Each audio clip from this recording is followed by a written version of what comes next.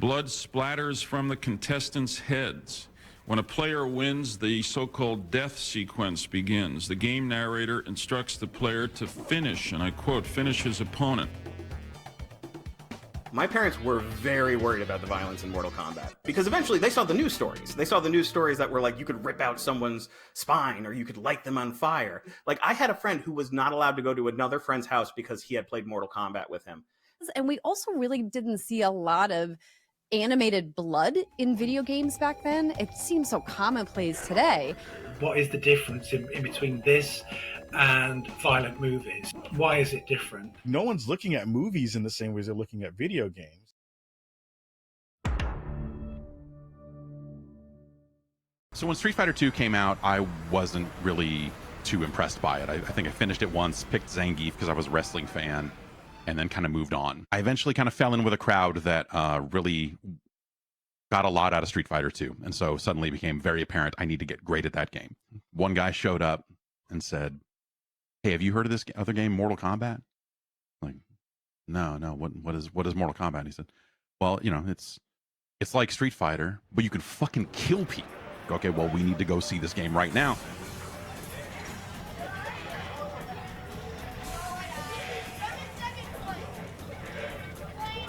I absolutely remember the first time I played Mortal Kombat.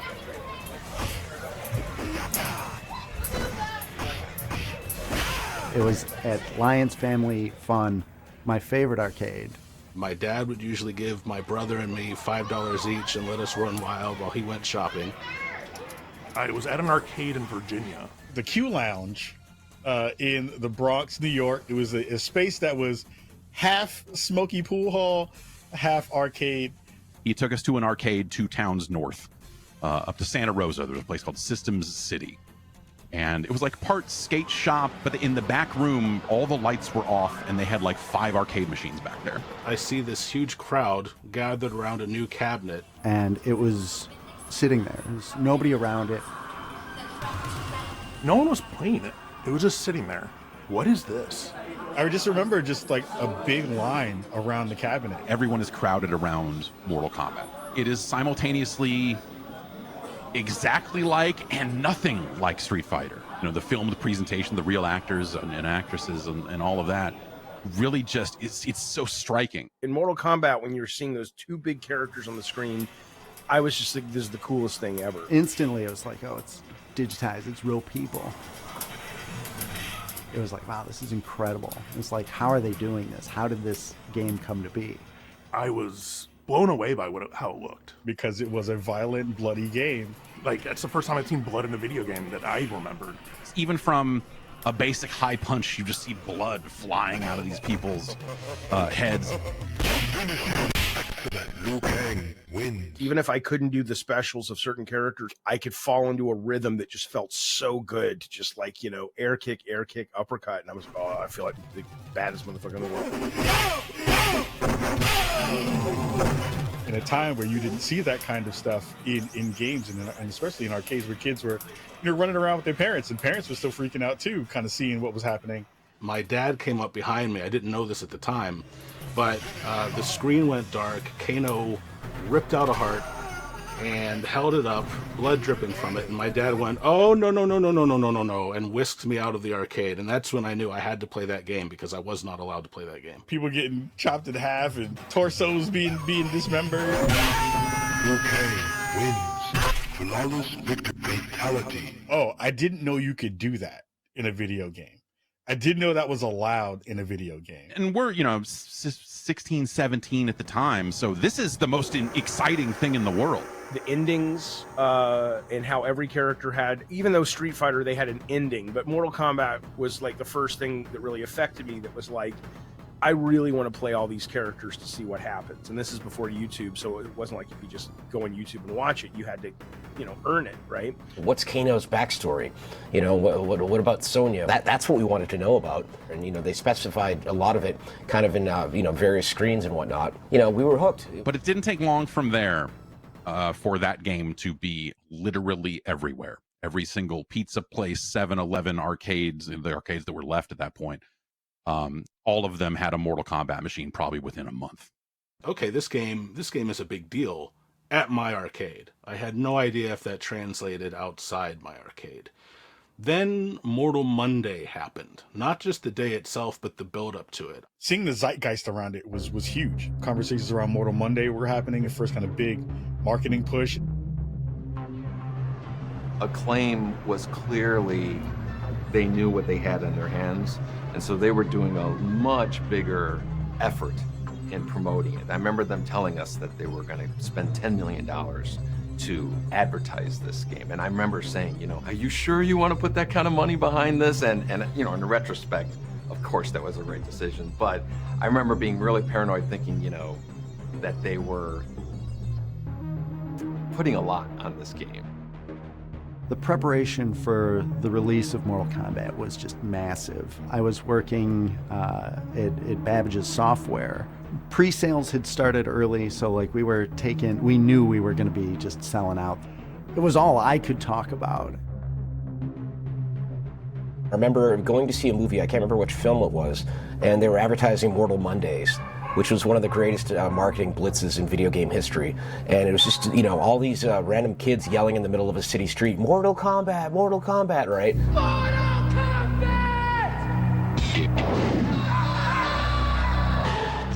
That commercial with like people running down the street screaming Mortal Kombat, and they were teens, and I was a little kid, and teens are the coolest thing you could be when you're a little kid.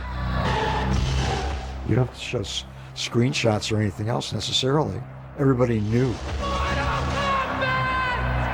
All you have to do is just have somebody out in the middle of the street just putting up his arm saying Mortal Kombat. It's almost like, hi, it's here. It sells itself.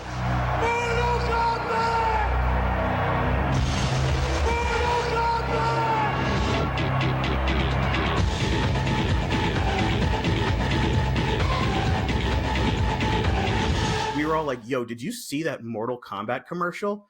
What is Mortal Kombat? And there was always like one kid who knew a little more. It's a video game, but you kill people. And all of us at Maplewood Elementary School were like, whoa! We had 2 front monitors that were just showcasing Mortal Kombat videos. And in the comics, on the back of the comics, there were Mortal Monday ads. There were Mortal Kombat ads in magazines. There were Mortal Kombat ads in subways. You know, just seeing the standees and the posters and things at Times Square and the signage that was coming in, every piece of memorabilia that was coming in, and t-shirts, and it was just over the top compared to other games. I remember just being nervous about it, thinking, I hope this game lives up to it. Even though it was a huge arcade game, you know, you just never know at home.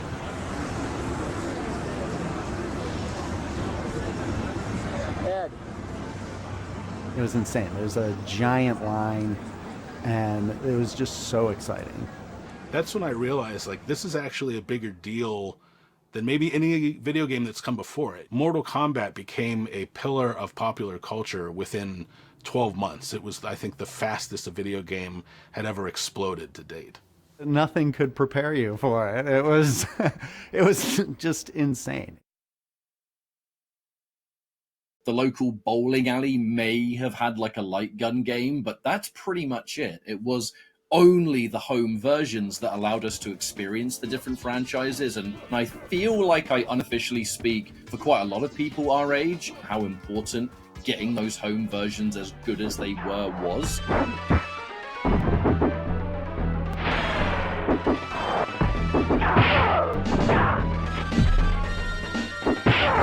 So that the rest of us could still experience it in different parts of the world, that arcades weren't as common, especially those small towns. Which side was I on in the home versions? There's only one side. Like, what do you know, it's just the Genesis version. There's only one version of the game.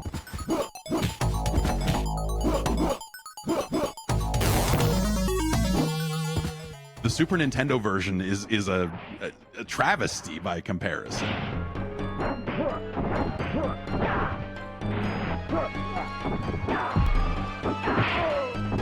I actually thought that even though the Genesis was a little behind graphically than the Super Nintendo, I liked the grittier look of the Genesis version. It really felt kind of down and dirty the way Mortal Kombat should. I mean, also the Genesis version had the blood code.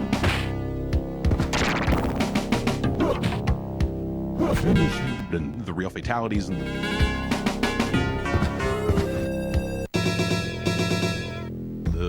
dullard code and all the other cool stuff in it. I think that made up for like the music in the Genesis version being really hokey and some of that other stuff. My friend had a Genesis. They got Mortal Kombat. His mom would come in every now and then just to look at the screen to make sure there was no blood flying. Finish him.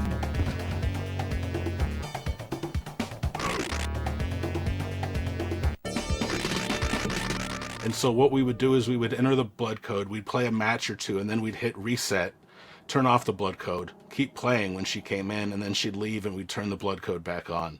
Nintendo screwed the pooch when they didn't allow the blood in the game, and they instead put sweat in it, which the Genesis version outsold the SNES version like 3-1 or something like that. Everybody wanted the violence, you know, they wanted the blood. The Super Nintendo version feels like mud. Like the act of playing that game is so unlike playing the actual arcade game.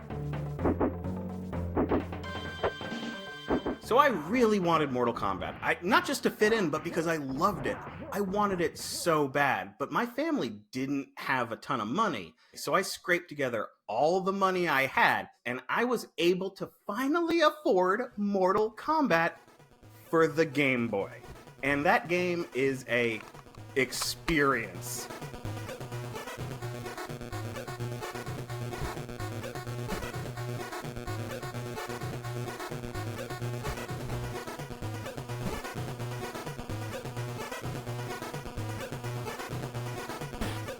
When you play Mortal Kombat in the arcade, it's a little bit heavy and you feel the power of those hits. Mortal Kombat on the Game Boy moved like two frozen people were slowly trying to get close enough to hug. Like when you'd push the punch button, it would eventually move the fist forward a little bit at maybe 1 frame per minute.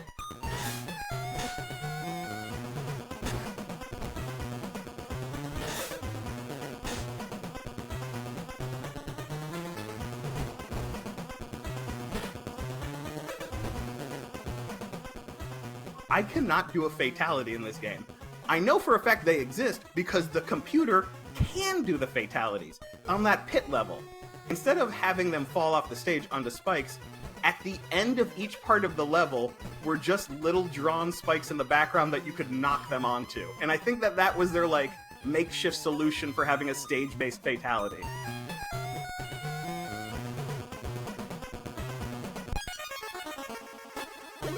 Even as a kid, I knew it was not the best version, but I loved it so much. I even put in a Game Genie code that let you play as Goro. Like, I did every secret possible. I was gonna squeeze every single dollar I put into that game.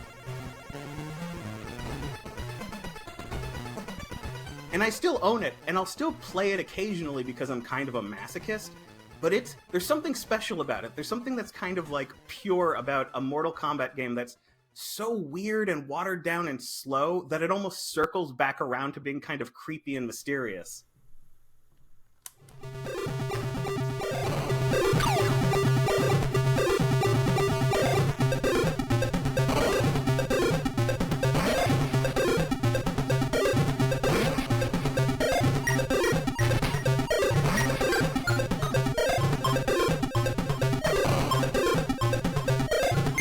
I mean, they may not have been like arcade perfect, but to us, we didn't know any better. We didn't have anything to comparison. All we cared about was just, you know, play the game, have fun with it, you know, and enjoy what we were doing. And that was about it. It was around that time that we were realizing that video games aren't just for kids. The manufacturers of the home consoles still kind of thought of them that way. It's like, hey, this is a toy for kids. We never made Mortal Kombat for 6-year-olds or anything like that. That was never the intention. 4 guys in their 20s. What kind of video game are they going to make? In our minds, we were creating the game for a certain demographic of player. Fans of Terminator, Bloodsport, Alien, Predator, you know, all these movies. It was a game by guys in their 20s, 4 guys in their 20s. And nobody mentioned anything during the arcade days. Once the game came home on the consoles, it came into people's living rooms. That was a shocker to the moms and dads of suburbia. Blood splatters from the contestants' heads When a player wins, the so-called death sequence begins. The game narrator instructs the player to finish, and I quote, finish his opponent. My parents were very worried about the violence in Mortal Kombat because eventually they saw the news stories. They saw the news stories that were like, you could rip out someone's spine or you could light them on fire. Like, I had a friend who was not allowed to go to another friend's house because he had played Mortal Kombat with him. And we also really didn't see a lot of animated blood in video games back then. It seems so commonplace today. What is the difference in between this and violent movies? Why is it different? No one's looking at movies in the same way as they're looking at video games. Rock music before it, and comics and heavy metal. You know, I grew up at a time Elvis Presley's body was blacked out from the waist down because he was gyrating, and God only knows what that's going to do to today's youth. I do think that there was a number of kind of politicians and other people who were looking for a scapegoat. Kind of this was it. It came along at the right time. Kano wins. Flawless victory. It was just like, video games are bad, and these are the ones doing it. I think the thing that made me most angry about it was it just felt like no one involved in any of this had ever actually played a video game or seen this stuff outside of very carefully selected footage. It was like fairly kind of innocuous, and it was like kind of cartoon violence. And yeah, it seems violent, but ultimately it's really just funny. Yeah, it's like Evil Dead, isn't it? The very idea that like Mortal Kombat was somehow going to destroy society or the fabric of our youth or anything was always ridiculous. These home games had no system of ratings, right? Like, a CD would say explicit lyrics or something. A movie would say rated R for violence or, whatever. And I think, to me, that was the fundamental issue. Somebody noticed and somebody objected to it, and we certainly didn't disagree with it. And so I think that the reaction from Congress and everything at the time almost, to me, felt appropriate. Yeah, I'd say having the conversation about violence in video games and ratings in video games ultimately is something that was going to happen sooner or later. Is the industry going to be able to self-regulate, or is the government going to have to come in and do a bunch of really dumb things? I think that the rating system helps people make more informed decisions about what they're buying, and that included Mortal Kombat. If you're a parent who bought their kids games, they probably shouldn't have been playing Mortal Kombat unless you could supervise them. It was the next step in the maturity of the industry, and the rating system was kind of emblematic of that. It was a way to say, hey, here's this type of game, here's the type of content, make your own choice. The rating system and stuff that came from it felt like the right choice, to make. I think that if video games were like a squalling infant that was just learning how to crawl, Mortal Kombat got them toddling on their feet.